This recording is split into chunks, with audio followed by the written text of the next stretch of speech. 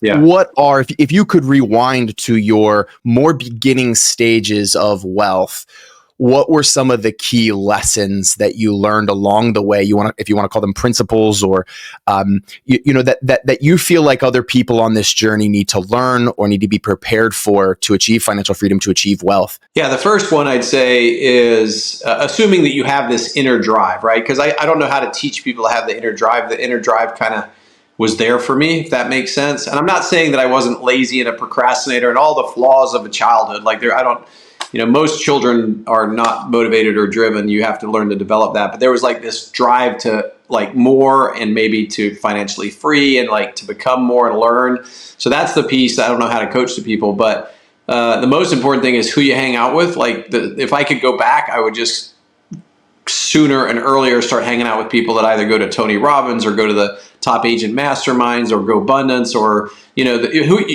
humans are very osmosis driven. We're tribally driven, and what our tribe does, we're going to do, right? So when I was younger, I probably partied a little too much, and I wasn't even that cool. I just grew up around a lot of partying, so I partied. It seems like, and even when I got into real estate, there's a lot of partying in real estate, so I would stay out all night and then go to work the next day. And none of that was that useful. Like in hindsight, I don't even know that I enjoyed it that much. It just seemed to be what everyone would do. So, and I think it's because of who I hung out with. So I choose my tribe, my group very well. I join masterminds. I join community groups. I'd get in at my church or whatever. I just get in the right group of people that are aspiring to more, because I think we learn from osmosis.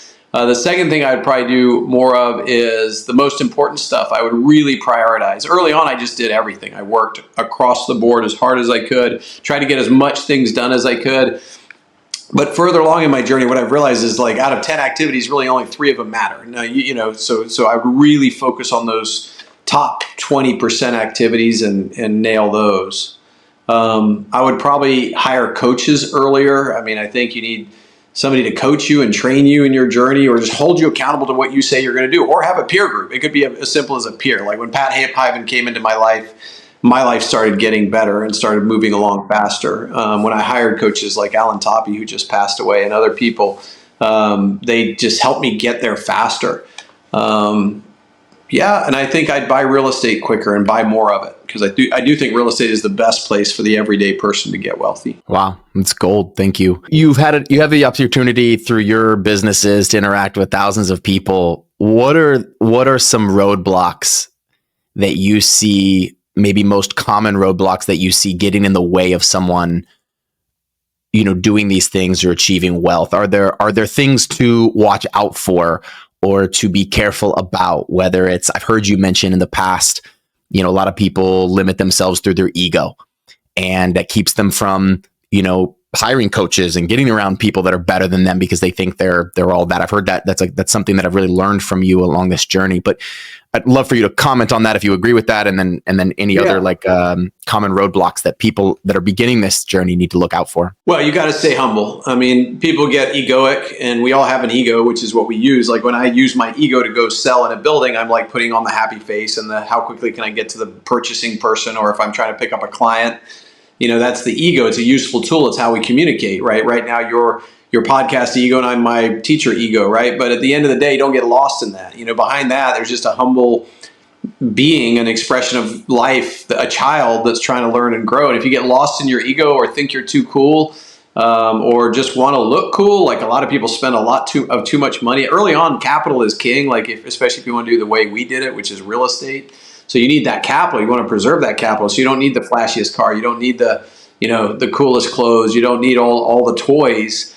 But more than that, even if you did have all that, I'm fine with that if behind it you're humble and you know what you're doing. When I see people get ahead of themselves and get too cocky and too certain of themselves, they're almost always destined for a fall. Almost always they end up not getting to where they want to do because they get lost in themselves. And you got to really pay attention to that and make sure you're not around that kind of people. Like the cool crowd made sense in high school, but in business, it's not that way. No one cares. Mother Nature doesn't care how cool you are.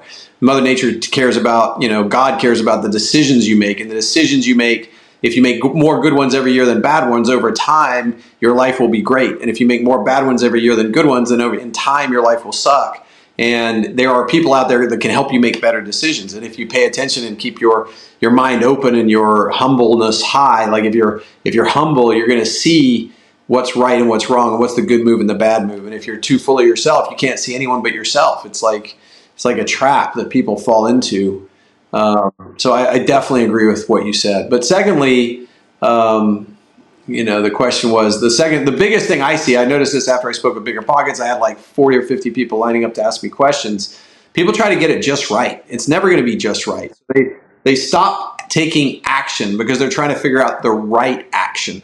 And the truth is, if you did 5 things really quickly and 4 of them were wrong, you'd still have figured out one right action. Right. And if you did nothing, because you're trying to find that one thing, but you haven't figured it out, you're just paralyzed and you haven't learned anything. And usually if you do 5 things, you're not going to get 5 wrong. You're 4 wrong. You're probably going to get 2 right and 3 wrong, or 3 right and 2 wrong. And so that acceleration, people are like, well, what's the perfect mastermind? I'm like, it doesn't matter. Just go join a mastermind and be humble and keep your brain open and see if it resonates with you. And if you're learning, and if you're not, then finish the year and then find another one. You know what I'm saying? Like if you're in a pod and the pod doesn't work out, or if you're looking for a mentor, like there's no limit to the amount of mentors you have. You could take someone successful to lunch every week for the entire year. That'd be 52 people. And then from those 52, pick the 1 or 2 you resonate. There's no like magic bullet. There's no like right, wrong answer. We get taught multiple choice in school. And if you don't get it right, you lose. But it's not like that in life.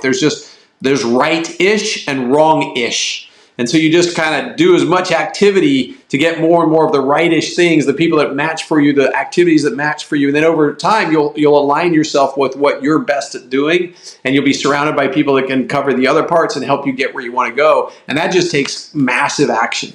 And it took me a while to figure that one out myself. Like I was over analysis. When I first got into real estate, I went to Howard Britton's seminar and I got like 50 ideas. And I remember being just paralyzed because I was trying to implement all of these ideas. I didn't just know where to start. And then one of my early mentors, a guy called Mark Willis, he was like, David, instead of doing 50 things, what if you just did one thing a quarter or one thing a month?